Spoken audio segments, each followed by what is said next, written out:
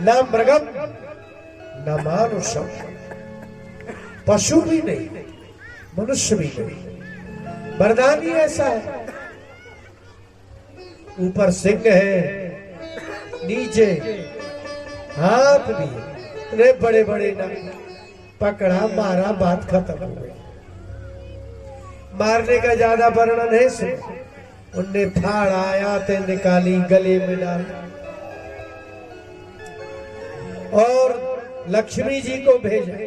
ब्रह्मा जी भी भयभीत हुए, लेकिन प्रहलाद को भेजा। प्रहलाद जी प्रणाम करने लगे, उन्होंने गले से लगा लिया। इसलिए तो कह रहे हैं आपसे कि भला धन के लोभ में इतने दुष्ट नहीं हो जाना कि फिर कोई फाड़ करके भगवान खंभा फाड़ के निकले और आपको भी फाड़े। थोड़ी बहुत बेईमानी तो भगवान भी सह लेते हैं, पर इतनी बेईमानी क्यों नहीं कि आदमी को लगे लगे लगे गाय मारो, भैंस मारो, सब मार डालो, ब्राह्मण मार डालो, भगवान मार डालो। मतलब अब भगवान मार डालो, ये तो देखो तमाशा। हिरण्यकशिपु मरा ही क्यों?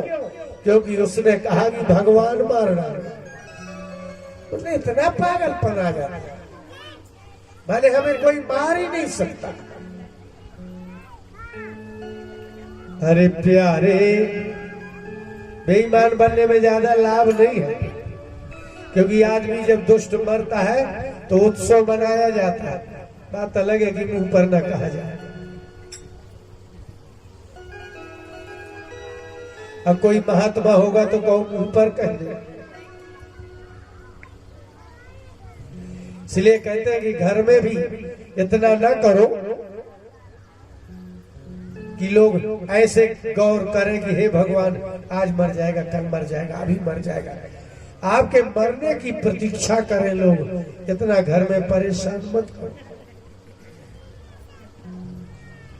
हम मर गए तो तेरा ही भी कराते हैं, तो मजबूरी में कराते हैं। कोई सलाह भी देगा एक काम करो, तेरा ही में रसगुल्ला बनवा लो। अरे बोले क्या बनवा लो, अब मर गई, दुष्ट थी, कुछ नहीं, बूंदी बंटवा दो, नरक जाना है जाए, स्वर्ग जाना है जाए।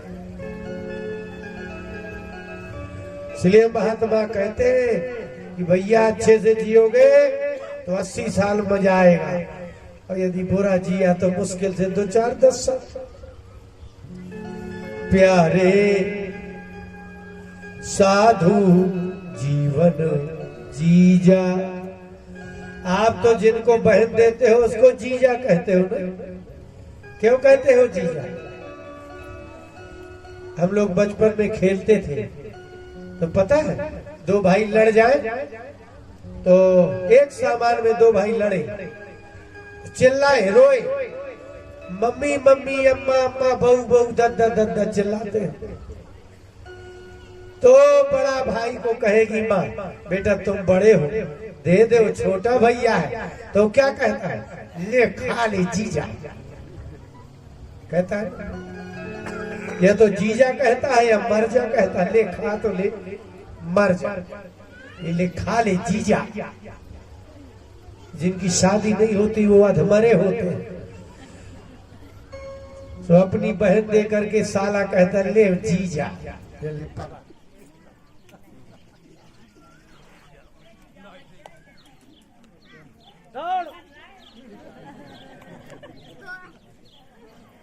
ए भाई बात कर लो, हंस लो, अभी फिर नहीं तो अभी कंस का राज जाने वाला है। अभी आपको मालूम नहीं है, कुछ दिन बाद सरकार हंसने पर टैक्स लगाने वाली है। हमारे यहाँ फ्री है, और उनके यहाँ पता है कैसे टैक्स लगता है? लाफिंग सेंटर चल रहे हैं, आपको नहीं पता ना? पता है, अम्मा कह रही हम गई थी क्या कल? 1 घंटा सवेरे हंसने का 17,000 रुपया है महीने का, हंसने का। वहां जाते हैं, शीशा रखे, टेढ़े मेढ़े मुंह दिखते हैं, हंसने, कोई बगल में बैठने वाला।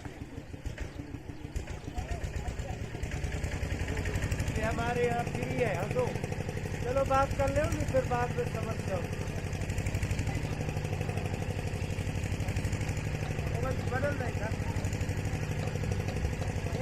अरे महंत जी जल्दी बात करो, खत्म करो। उन्हें मत बताओ कि हम बड़ा पुण्य करने बैठे हैं, इसलिए हंसने का भी रुपया लगने लगा। लाफिंग सेंटर खुले कि नहीं? इतना बदमाश है आदमी, आप सोच नहीं सकते। ये सारे बुढ़े जाएंगे वहां शीशे रखे, उनका मुंह कुत्ते जैसा हो जाता है तो हंसने लगते, सुअर जैसा हो गया तो हंसने लगे। हम तो कहते हैं एक दूसरे को कुत्ता सुअर समझ लो, क्यों नहीं हंसी आई? अब वह शीशा देखने की क्या जरूरत है? तुम जैसा हो वैसा क्यों देख रहे हो शीशा?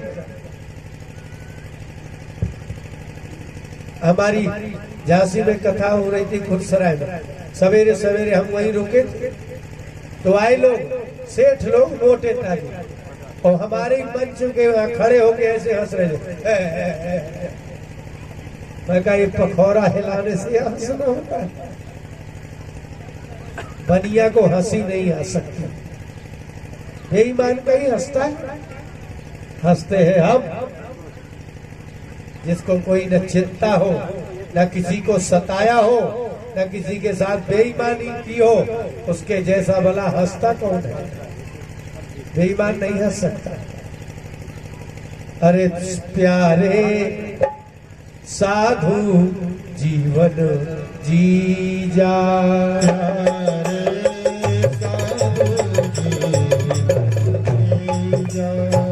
साधु जीवन जाते, किसी का बुरा नहीं करना। जो कोई आ जाए उसको रोटी खिलाओ, पानी दो, आदर करो, बैठाओ। साधु जीवन जी जा, साधु जीवन जी जा। साधु जीवन क्या है? सास जब कहे बहू से बेटा पड़ा रहने दो, सवेरे मांझ लेना गर्म पानी करके, रात हो गई है ठंडी है, अब कोई रिश्तेदार थोड़ी आ रहे हैं, बर्तन सवेरे बन जाके जाओ, सो जाओ। इसी को कहते हैं साधु जीवन। जो दूसरे के दुख को समझ जाए उसको कहते हैं साधु जीवन। साधु जीवन जी जा, साधु जीवन जी जा, प्यारे साधु जीवन जा, प्यारे साधु जीवन जी जा। अमर कामना मन में हो तो, अमर कामना मन में हो तो। राजनीति में जाने से, राजनीति करने से आप अमर नहीं हो सकते। श्रेष्ठता उसे कहते हैं जब समाज आपकी पूजा करे, समाज आपका आदर करे। आप खुद की पार्टी के स्टैच्यू लगवा लो, ये कोई मतलब है? मैं तो कहता हूँ सारे राजनीति के लोग नेताओं की मूर्तियां ना लगाएं तो उनके कोई समाज में कोई मूर्ति नहीं लगाएगा। वो तो अपनी अपनी पार्टी के लगा दो, लेकिन अगर छाती है तो आप अपने नाम को किसी भी योजना में मत लगाओ और स्टैच्यू मत बनाओ अगर आपके समाज के लोग आपके एक भी मूर्ति नहीं बनाएंगे। अपने पैसे से अपनी मूर्ति लगा रहे हो। और यहाँ आ जाओ महात्माओं के आश्रमों में, ये सारी जनता जाती है, समाधि में वही बनवाते हैं, शिष्य बनवाते हैं, मंदिर बनवाते हैं। महात्माओं की समाधियां जनता बनाती है, क्योंकि उस महात्मा ने इस संसार को शांति दी, सुख दिया, ज्ञान दिया और उपकार किया। क्या नहीं किया? यदि अमर कामना हो, अमर होने की कामना, तो अमर कामना मन में हो तो, अमर कामना मन में हो तो, राम नाम रस पी जा, राम नाम रस पी जा। तुलसीदास जैसा कोई व्यक्ति कुटिया में बैठ के रामायण लिख दे और हर आदमी के मुंह में चौपाई आ जाए, क्यों? क्योंकि उसने राम नाम रस पिया है, इसलिए तुलसीदास अमर हो गए। धनवान अमर नहीं होता, शासक अमर नहीं होता, अधिकारी अमर नहीं हो सकता, लेकिन एक कुटिया में बैठा हुआ महात्मा अमर हो गया। अमर कामना मन में हो तो, राम नाम रस पी जा, प्यारे साधु जीवन जी जा, प्यारे साधु जीवन जी जा। संत समागम के उपवन से, संतो समागम के उपवन से। आपके घर में गमला कहाँ से लाते हो? नर्सरी से ना? पौधे नर्सरी से लाते हो? ये राम नाम का बीजा कहाँ से लाना? संत समागम के उपवन से, संतो समागम के उपवन से। कोटि कलप तरु बीजा, कोटि कलप तरु बीजा। आप संतों के पास जाइए और वहां से एक बीज ले आइए और अपने हृदय में बो दीजिए, फिर वो कल्प वृक्ष बन जाएगा। राम नाम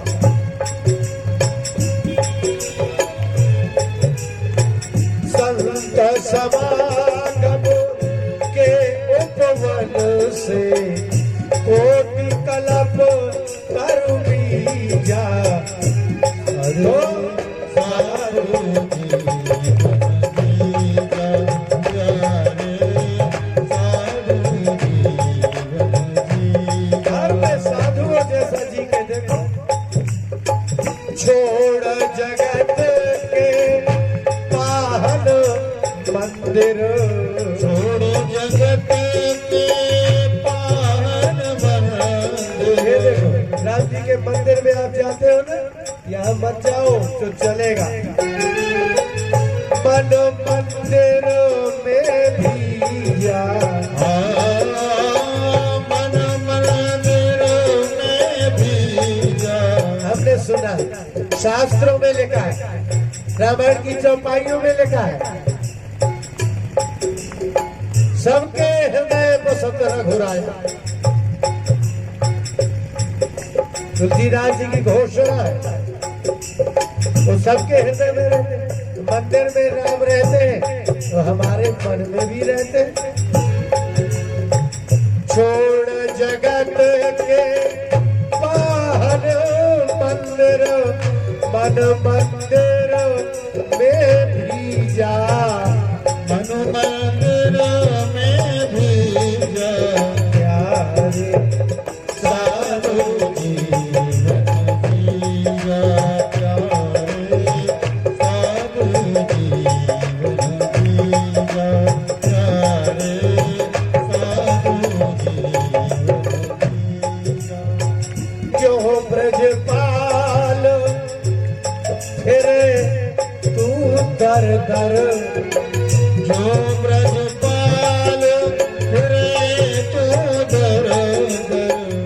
दर दर जानते? एक शब्द है उर्दू में कदर, कदर में से का हटा दो तो क्या हो जाएगा? दर।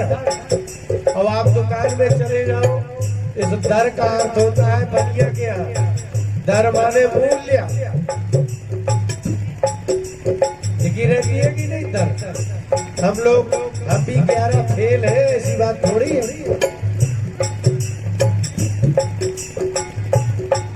हम लोग चक्रवृद्धि ब्याज पढ़ते थे तो उसमें लिखा रहता था मूलधन गुणे ब्याज गुणे दर, दर माने मूल्य। तो आपका दर दर क्यों मारे मारे फिर रहे हो? जब दर दर फिरोगे तो काय की कदर। क्यों ब्रजपाल फिरे तू दर दर, क्यों ब्रजपाल फिरे तू दर दर, प्रभु के दर पर भी जा। प्रभु के दर पर भी जा। प्रभु का दर है ये प्यारे साधु जीवन जीना प्यारे साधु जीवन जीना प्यारे साधु जीवन जीना प्यारे साधु जीवन जीना प्यारे। बोले भक्तवत्सल भगवान की जय। देखो भाई, जिसको जाना है वो अभी जा सकता है। अगर घर जाना है, गाय भैंस दूना है, पति पत्नी को लड़ना है, भाई बहन को लड़ना है तो घर जा सकते हैं, क्योंकि घर जाके कुछ अच्छा तो करना नहीं है। क्योंकि हम अभी भगवान कृष्ण का जन्मदिन मनाने वाले हैं, इसलिए यहाँ नहीं लड़ना, यहाँ हम लोगों को उत्सव करना है। नहीं जाना, शुरू करें। चल भाई, एक वृंदावन का भजन सुना दो, इसके बाद हम भगवान का बढ़िया जन्मदिन मनाते हैं।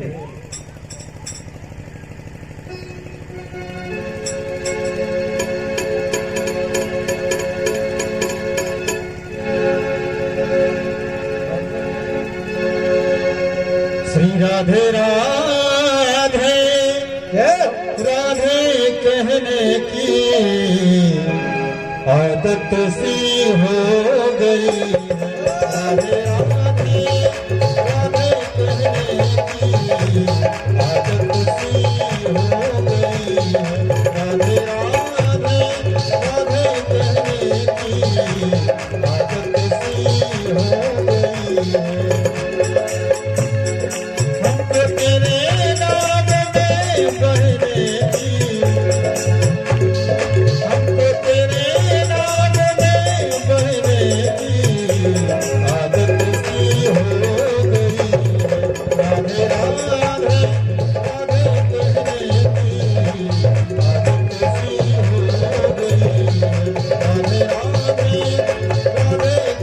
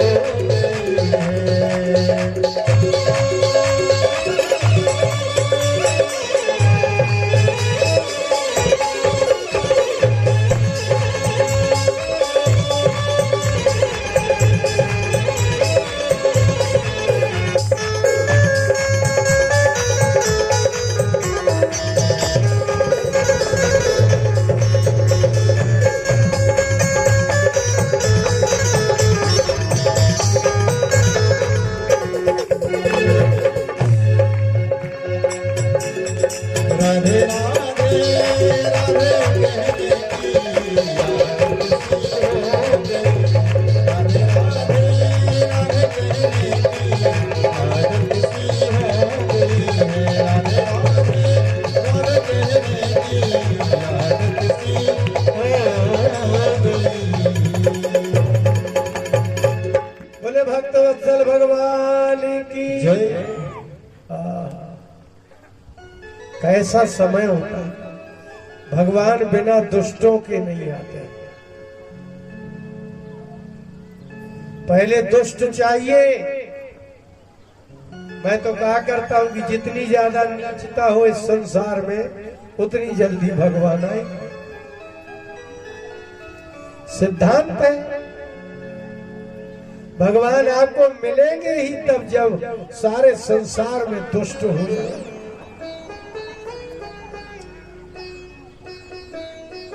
मथुरा और यदुवंश ये दोनों एक राज्य हो गए। अगर आपको भागवत पढ़ना है अच्छे से तो गर्ग संहिता भी पढ़िए।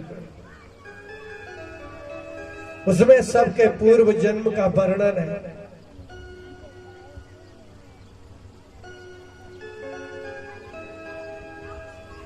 और महाराज शूरसेन वसुदेव जी के पिताजी उस समय सबसे बड़ा दुष्ट था जरासंध। उसने विवाह किया कंस के साथ। अपनी 2 कन्याओं का विवाह कंस के साथ किया। दुष्ट आदमी कभी अपनी कन्याओं का विवाह सज्जन के साथ नहीं करता। एक गुंडे को 4 गुंडे चाहिए, तो जिसकी कन्या लेगा वो भी गुंडा होगा और जिसको कन्या देगा वो भी गुंडा होगा। आप अच्छे से देख लो, आपके तो आंखों के सामने। उनको सज्जन आदमी नहीं चाहिए। हमारे पास आज तक, हम भी जवान होकर हो गए थे, हमारे पास आज तक कोई ऐसा दुष्ट नहीं आया जो आगे कह दे महाराज हमारी कन्या ले लीजिए। हम तो फिर ही ले लेते, लेकिन उसको ऐसा हमारे जैसा सज्जन नहीं चाहिए।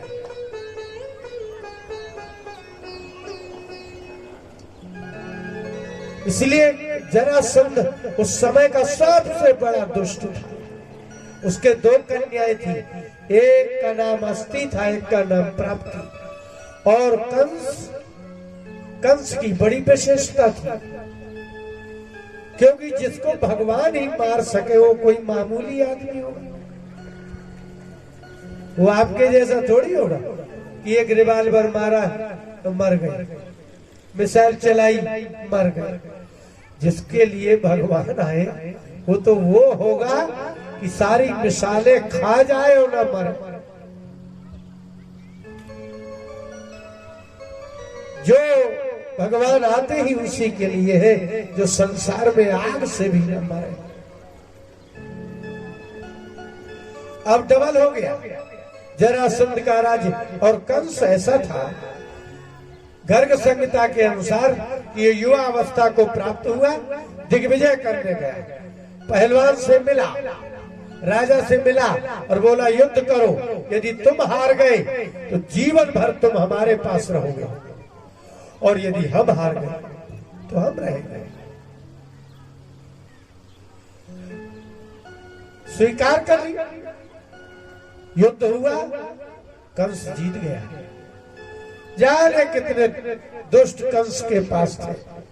इसीलिए यही दिग्विजय देख करके जरासंध दुष्ट है, अधार्मिक राजा ने अधर्मी के साथ विवाह कर दिया। और कंस का पिता बहुत दुखी, अति दुखी। एक दिन देवक से कहा, महाराज कृष्ण ने कहा कि देवक तो हमारे छोटे भाई, तुम्हारी कन्या बहुत अच्छी है, इसका विवाह जहां कंस कहे वहां नहीं करना।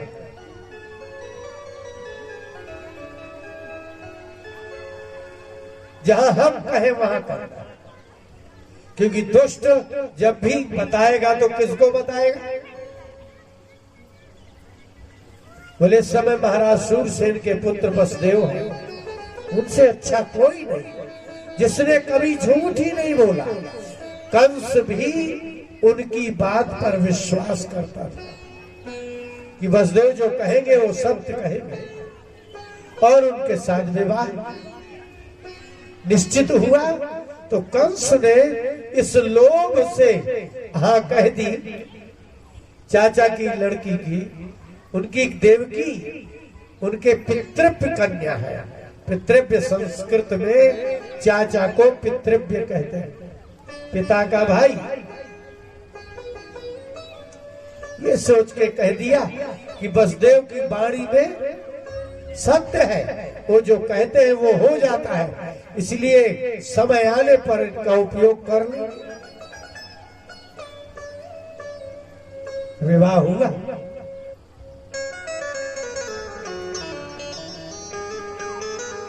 विवाह जैसा विवाह हुआ, और कंस ने कहा कि हमारे कहने के अनुसार देवकी का विवाह नहीं हुआ तो ना सही, लेकिन भेजने हम जाएंगे। घर का पुत्र है वो, 4 भाई 1 बहन थी। बहन का नाम था कंसा, और कंस शब्द का ही अर्थ होता है दुष्ट। आप अगर संस्कृत की डिक्शनरी देखेंगे तो कंस शब्द का ही अर्थ होता है दुष्ट। विवाह हो गया, चलो भाई हम विदा करने जाएंगे।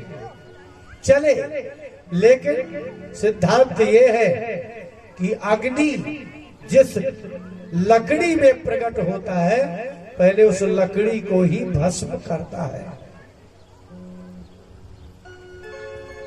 ना सर?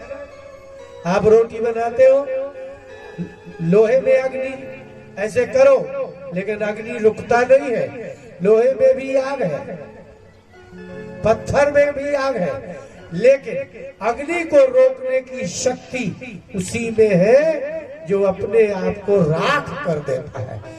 भगवान को प्रकट करने की क्षमता उसी में है कि लाखों करोड़ों दुख सहने के बाद भी धर्म और भगवान को नहीं त्यागता।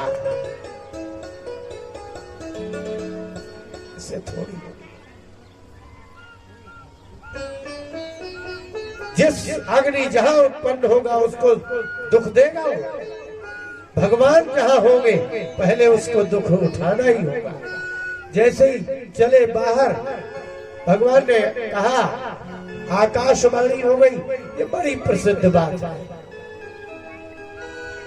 8वां पुत्र इसका नाशक होगा। कंस का प्रेम दिख गया, तुरंत देवकी को पकड़ा और मारने को तैयार हो गए। समझ गए ना आप? इसलिए घर का प्रेम तब दिखता है जब आपसे नुकसान होने लगता है।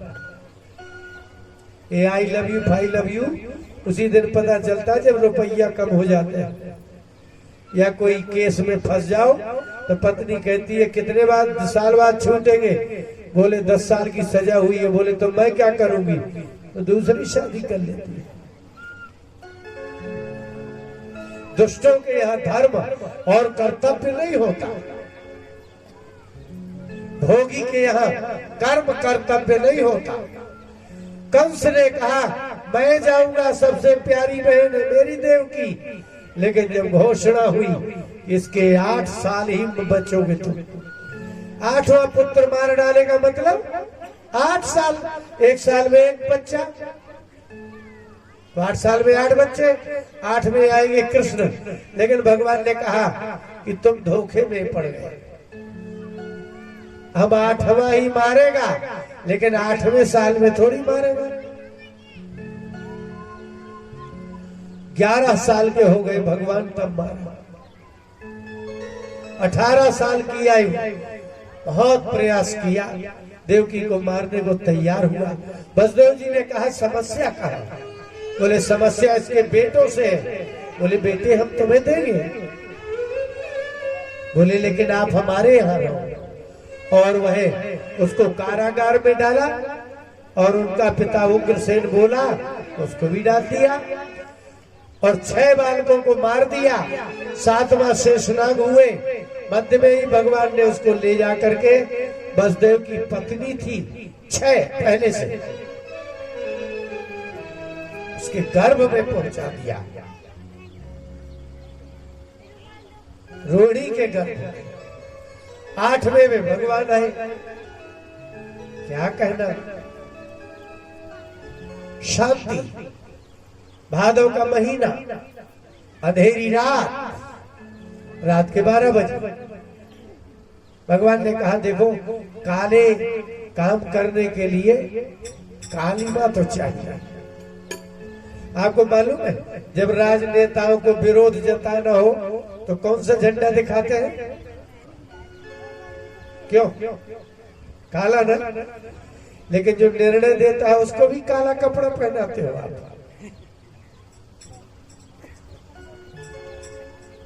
कभी सोचा है सरकार ने, ये बुद्धिमानों ने कभी सोचा, ये बुद्धि लगाई कि यदि किसी पार्टी का विरोध करना हो तो काला झंडा दिखाया जाता है।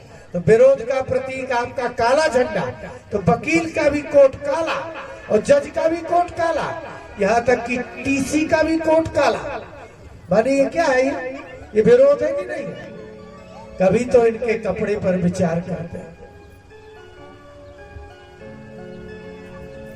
कोई नहीं सुनता। कौन सुनता है? वह न दिमाग लगाना है, दिमाग कहीं लगा है, बुद्धि कहीं लगी है, मन कहीं लगा है। सरकार के नियम।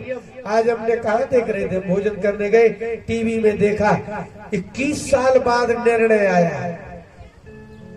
एक दंगा हुआ था 21 साल पहले, इसको न्याय कहते हैं। कभी सोचा?